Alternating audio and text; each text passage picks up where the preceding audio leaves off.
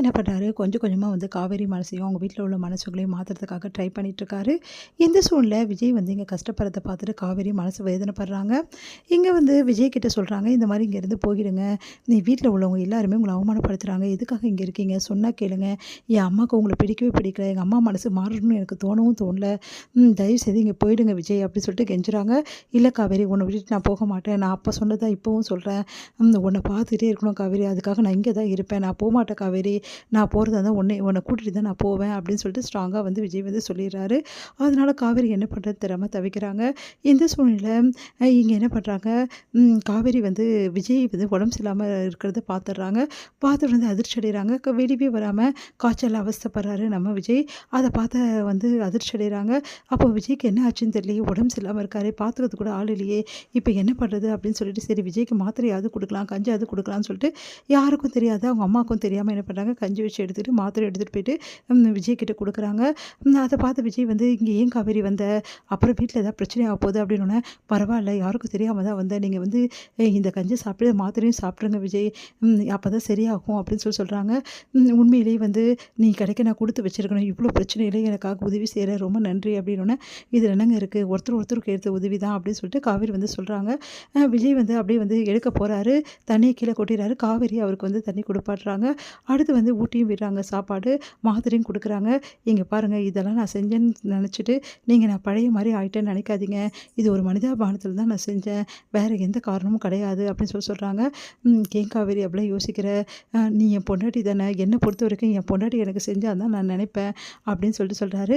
காவேரி போக பார்க்குறாங்க, கையை பிடிக்கிற, காவேரி என்னை விட்டுட்டு போயிடுவே காவேரி, இந்த டைமில் நீ எனக்கு வேணும்டி, நீ என் பக்கத்தில் இருந்தால் நான் சந்தோஷப்படுவேன், ப்ளீஸ் காவேரி அப்படின்னோடனே, சாரிங்க மன்னிச்சிடுங்க, நான் இங்கே இருக்க முடியாது அப்படின்னு சொல்லிட்டு கிளம்புறாங்க. விஜயும் என்ன பண்ணுறது ரொம்ப தவிக்கிறாரு. இங்கே காவேரி வந்து கரெக்டாக வந்து வெளியே வராங்க, டோர் வந்து ஓப்பன் பண்ணி கரெக்டாக அந்த டைமில் கங்கா பார்த்துறாங்க. கங்கா பார்த்து அதிர்ச்சி அடைகிறாங்க.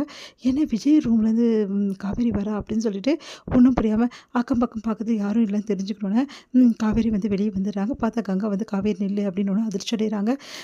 எங்கே இது வர அப்படின்னோடனே, ஒன்றும் இல்லைக்கா, நான் இங்கே தான் இருந்தேன் அப்படின்னு, நான் பார்த்துட்டேன் காவேரி, நீ விஜய் ரூம்லேருந்து வந்தது நான் பார்த்துட்டேன், இந்த விஷயத்தை அம்மா பார்த்தா அவ்வளோதான், நான் எதுவும் தப்பாக நினைக்கல, ஆனால் இந்த விஷயத்தை அம்மா பார்த்தா என்ன நடக்கணும்னு யோசிச்சுக்கோ அப்படின்னோடனே அப்படியே அதிர்ச்சியாக பார்க்குறாங்க. ப்ளீஸ்க்கா தயவு செய்து அம்மா கிட்ட சொல்லிடாதக்கா, உனக்கு எஞ்சி கேட்குறேங்க்கா, விஜய்க்கு கொஞ்சம் உடம்பு சரியில்லைக்கா, அதனால தான்க்கா நான் அவருக்கு வந்து கொஞ்சம் ஹெல்ப் பண்ணேன், வேறு எந்த காரணமும் கிடையாதுக்கா, நான் அதுக்கு அவரை பார்க்க போகிறதுக்கு.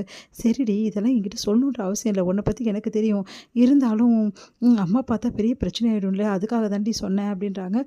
உடனே காவேரி வந்து ப்ளீஸ்க்கா இந்த விஷயத்தை அம்மாவுக்கு தெரியாமல் பார்த்துக்கோக்கா ப்ளீஸ்க்கா அப்படி சொல்லிட்டு கெஞ்சிட்டு போகிறாங்க. இங்கே மனசு வந்து என்ன பண்ணுன்னு தெரியாமல் தவிக்கிறாங்க. கங்கா வந்து என்ன பண்ணுறாங்க, நம்ம குமரன் கிட்ட வந்து பேசுகிறாங்க. இங்கே பாருங்கங்க, இதுக்கப்புறமும் காவேரி விஜய் வந்து பிரிஞ்சிருக்கிறது நல்லா இல்லைங்க, அவங்க 2 பேரும் ஒருத்தர் மேலே ஒருத்தர் உயிரே வச்சுருக்காங்க, இந்த விஷயம் நான் கன்ஃபார்ம் பண்ணி தான் சொல்கிறேன், அதனால் அவங்க 2 பேரும் சேர்த்து வச்சு ஆகணும், இதுக்கு ஏதாவது நம்ம தான் உதவி செஞ்சாகணும் அப்படி சொல்லிட்டு கங்கா வந்து குமரன் கிட்ட சொல்கிறாங்க. குமரன் வந்து யோசிக்கிறாரு, நீ என்ன சொல்கிற அப்படின்னு நடந்த விஷயத்தெல்லாம் சொல்கிறாங்க. அப்படியா அப்படின்னோடனே, ஆமாம், அவளுக்கு மனசே கேட்கல, விஜய் கொஞ்சம் கஷ்டப்பட்டால் கூட அப்படியே முகம் வாடி போயிடுது, அப்படியே வந்து டென்ஷன் ஆயிடுறா, உடனே உதவி செய்கிறதுக்காக ஓடி போயிடுறா, அந்த அளவு புருஷன் மேலே இவ்வளோ அக்கறையும் அன்பும் வச்சுட்ருக்கா, இந்த நிலைமையில் அவள் எப்படிங்க தனியாக இருக்க முடியும், அவளுக்கு எப்படி தனிப்பட்ட வாழ்க்கையை அம்மா அமைச்சு கொடுக்கணும்னு நினைக்கிறாங்க, அது நடக்குமா நீங்களே சொல்லுங்கள், விஜய் இல்லாத லைஃப்பை காவேரியும், காவேரி இல்லாத லைஃப்பை விஜயும் நினச்சி பார்க்கவே முடியாது, ஏன்னா 2 பேரும் அந்தளவு க்ளோஸ் ஆகிட்டாங்க.